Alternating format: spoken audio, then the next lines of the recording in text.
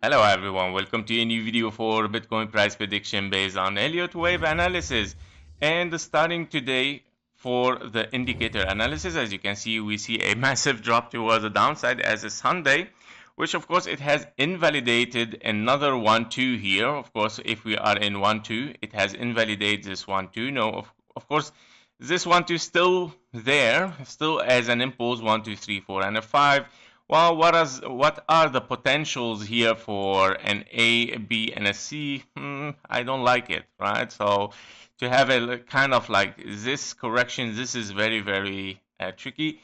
Therefore, we have to consider that this might be kind of like a zigzag, somehow like this, 3 waves toward the upside.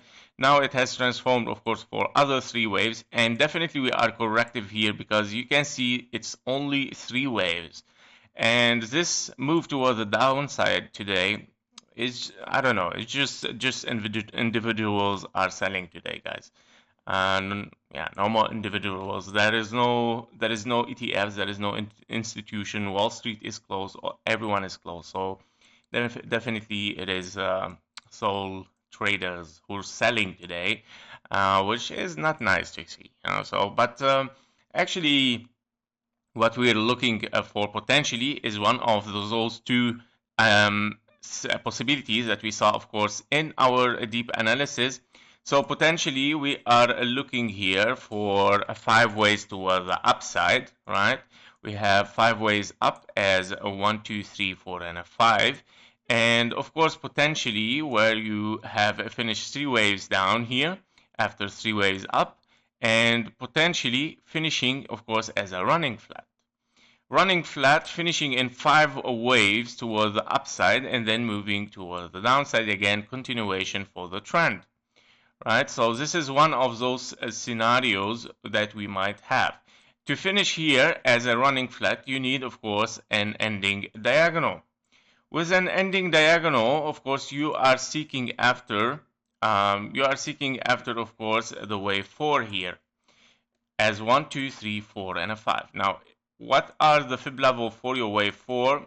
Those would be, of course, the fib levels for the wave 4 here, which we, of course, we want to finish somewhere between those fibs, and then moving for the wave 5 in case you are 1, 2, 3, 4, and a 5. Breaking the 0.618, it becomes, of course, very low possibility. And then we are shifting for the next possibility, which is the following. Let me just add this one inside. Here we go. And we're shifting, therefore, for a complex WX and a Y.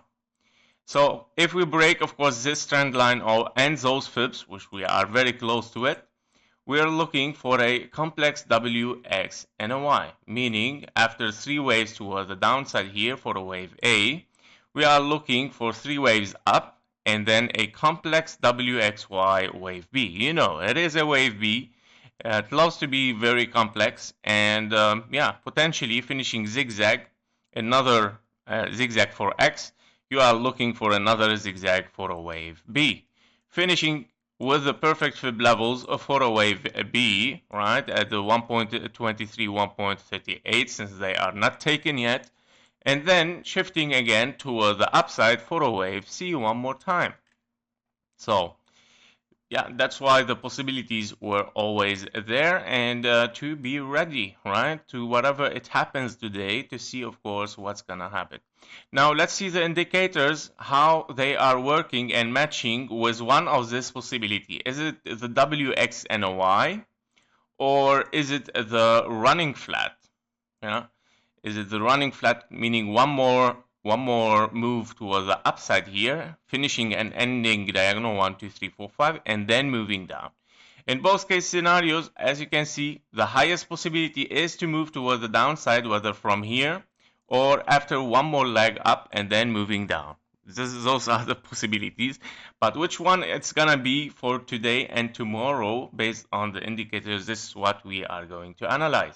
Okay, so starting with RSI here for the 1 hour chart. Of course, as you can see on the RSI, we are in the oversold area already on the 1 hour chart. we have a very clear divergence, bullish divergence, right? Taken from this low exactly to the price action right now. And also with the diagonal trend here, it is already very clear divergence, as you can see, towards the upside.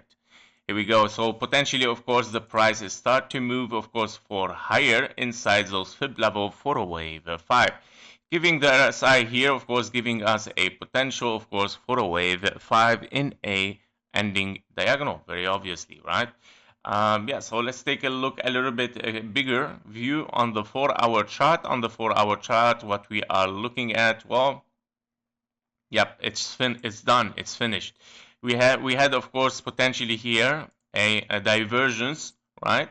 For actually it is a convergence, meaning exhaustion of selling, but that might not sustain so much. Yeah, so you have a convergence in the bottom here, meaning of course exhaustion, but it might not sustain, and that's why it might of course transform to one more move and then moving continuously toward the downside.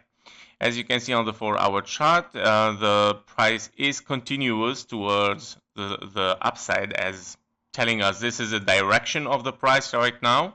So potentially still, of course, looking for one more high. Yeah, one more high can be possible, guys. Yeah, after of course this drop, it is possible to get one more high. Yes, this is a 4-hour chart. We see exhaustion of selling going a little bit high, but now of course dropping massively. But yeah, we're gonna see. On the daily, of course, we have. Let me remove this to check much better. Okay. Well, on the daily, not very. Okay. This one is already given. We're still moving down. Okay. Yeah, but still the divergence, there is no divergence, that is just continuation, was the same direction for the RSI, taken also from here, from this point toward the downside, meaning there is nothing yet as exhaustion, or it tells us simply this is a price direction, yeah, toward the downside on the daily. Yeah, so basically we're still moving for lower, guys. We're still moving for lower. And on the, let's go to the weekly actually. Well, on the weekly is interesting. On the weekly, we are very close for a divergence. Yeah, so for the bullish, taken of course from this price here to this price, we are very, very close for a bullish divergence. Yeah, as you can see. So possibly, of course, I mean, yeah, that's why I was looking for this wave B, potentially, and then moving toward the downside also. So, yeah, potential that we still can get it, potentially, but maybe was one more low for the WX and a Y. And because the WXY will give this divergence much more strength here to move toward the downside, was one more lag, shifting of course this divergence to be much more clearer and then moving for higher for wave B. So potentially on the weekly it gives the WXY much more higher possibility, right, in an overview. Yep, so let's move to the MACD. So on the MACD for the weekly, definitely we are in a very bearish. We see the bearish cross. We have an open trend toward the downside. A lot of red volume exceeding the previous volume. As you can see, we are going for higher volume even. However, potentially, of course, I mean, we still might get some red here, but this, of course, volume has started to kind of like turn around. But we're still expecting a lot of red still, right? Very, very obvious, yeah, for the weekly. Now the daily, yeah, if we're gonna finish the same as we got here for the green, remember I always mention when MACD shows those candles like very, very sideways candles, meaning of course the selling is not done yet. And if we see this one more time, of course we're moving for one more third round here toward the downside. However, the volume here of selling is, of course, decreasing. We should see, of course, higher volume of buyers a little bit.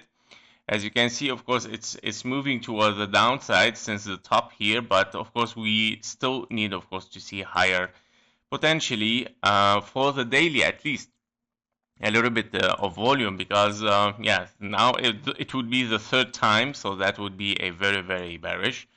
Yeah, so basically we need still to move for high, guys. We still need one more, at least one more leg potentially, and to finish, of course, as an ending diagonal, and then at least okay, then moving for lower and see what's gonna happen. So on the 4-hour chart, bearish cross, yeah, we got our bearish cross with this massive move toward the downside, and potentially, of course, triggering a bearish scenario, WXNOI, but potentially it still can be even getting a wave 5 here, and of course readjust this bearish cross to be, of course, something a little bit more bullish for one more wave, and then moving toward the downside. Let's see the 1-hour chart. Well, yeah, here we go. The 1-hour chart, of course, is yeah, very sideways, and yeah, actually this was very surprising, guys. After this very sideways, seeing the direct drop is a little bit surprising for me even, and especially that we have 3-wave characteristic here. So I still see this, of course, corrective. It's just fear, it's just psychology to create. And of course, yeah, I mean, yeah, some individuals are selling very massively, potentially, but this will not hold. It's a Sunday, I think, of course, when the market open tomorrow, we're gonna see something different, guys, okay? But this is, be careful, it's kind of like just psychology today, yeah? It's just to create some fear, okay?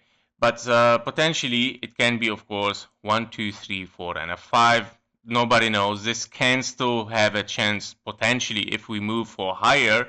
Then we have to still give, of course, a chance of a big 1, 2 here, and then moving for higher. But coming later, of course. The MACD showing, of course, for lower. Yeah. Opening the trend toward the downside. Yeah. Opening the trend like this, and potentially, of course, still can be closed, but yeah, the volume is increasing, right, in selling, and that's why when you see some red and the fears start to increase slowly, the trends start to move lower and lower, right? This is what we are expecting, but yeah, we're gonna see. Of course, everything is bearish with this trend right now to finish at least anyway. The impulse 1, 2, 1, 2, 3, 4, 5, 4, 5, and then potentially moving toward the upside. This was for the MACD. Let's take a look at KGT as well. So on KGT, we have, of course, this bullish divergence. Very close for the divergence. A strong signal for the bullish on the 500. And don't forget that you still need, if you move to lower, the more lower you move, the better signal you get as a divergence. Yeah, this signal will move lower for a much more stronger divergence with the price action, meaning, of course, a wave toward the upside is required still, as we saw as well here. You saw a very sharp move toward the downside, divergence with this bullish signal, and now it is repeating the same, meaning, of course, higher potential is for an ending diagonal, one more move toward the upside. So on the Bollinger Bands for the 1-hour chart, we can see, of course, yeah, it has start to stretch suddenly toward the downside after, of course, a very sideways, and suddenly dropping toward the downside, stretching this band, lower band, and of course jumping outside of it, meaning, of course, yeah, potential of an impulse here, and potentially once it is finished, we can start to move for higher. Of course, the 4-hour chart is still, of course, much more clearer here. We might, of course, yeah, we are under it, but don't forget, it still can move for higher. Again, repeating exactly the same thing here. On the daily as well, we have, of course, some, yeah, of course, it's gonna take the bearish here, but it doesn't mean it cannot resist again, yeah, to test it exactly and touching it as we did here. So we didn't touch it yet. I believe that it's gonna be touched with one more candle toward the upside, as of course a 1, 2, 3, 4, and a 5, and then moving toward the downside.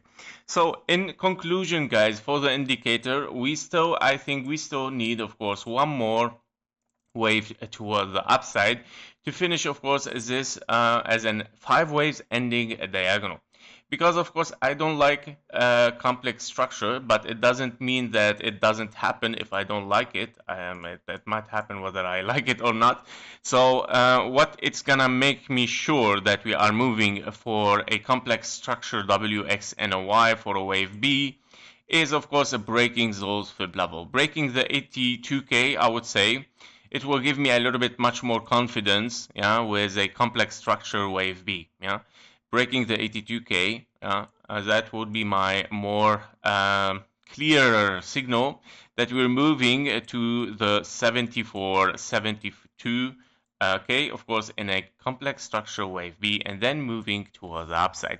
Currently, higher possibility still to take the high.